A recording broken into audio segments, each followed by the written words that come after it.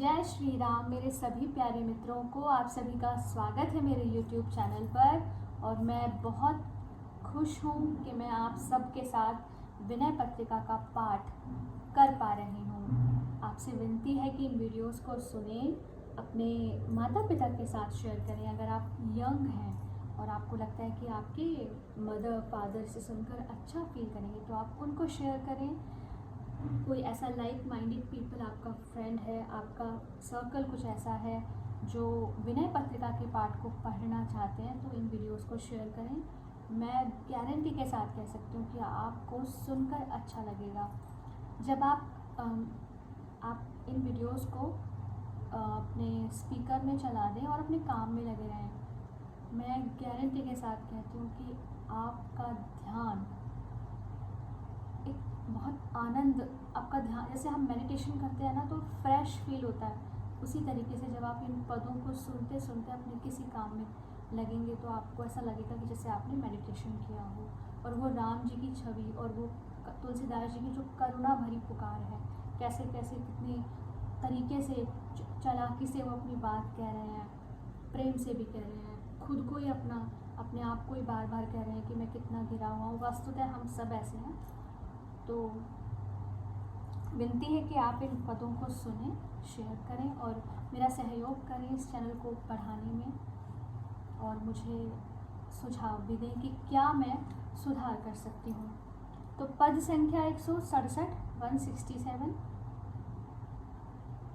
रघुपति भक्ति करत कठिनाई।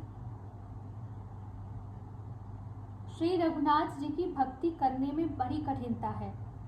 कहत सुगम करनी अपार जाने, सोई जही बनियाई। कहना तो सहज है, कहत सुगम, कहना सुगम है, करनी अपार पर करना कठिन।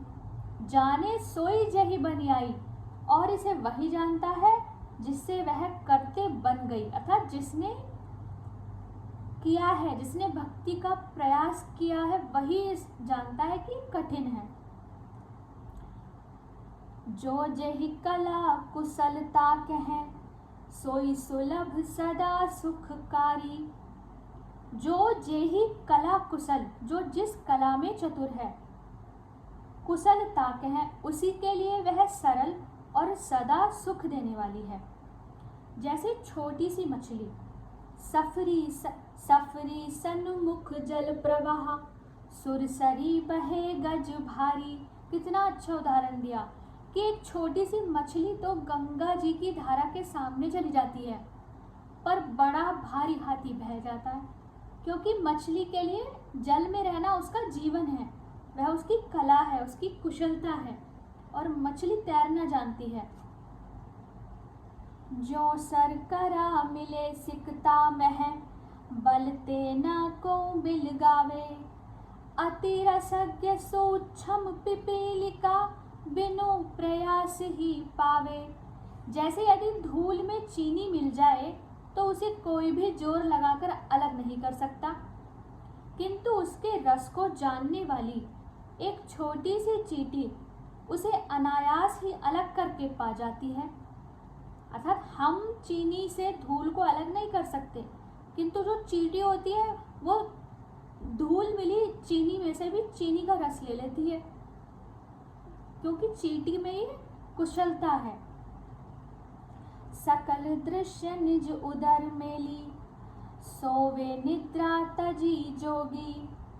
सोई हरिपद अनुभवे परम सुख, अति से द्वैत वियोगी। और यहाँ पर यह अध्यात्म तक बात पहुँच गई है कि जो योगी दृश्य मात्र को अपने पेट में रख, अर्थात ब्रह्म में माया को समेटकर परमेश्वर रूप कारण में कार्य रूप जगत का लय करके, अर्थात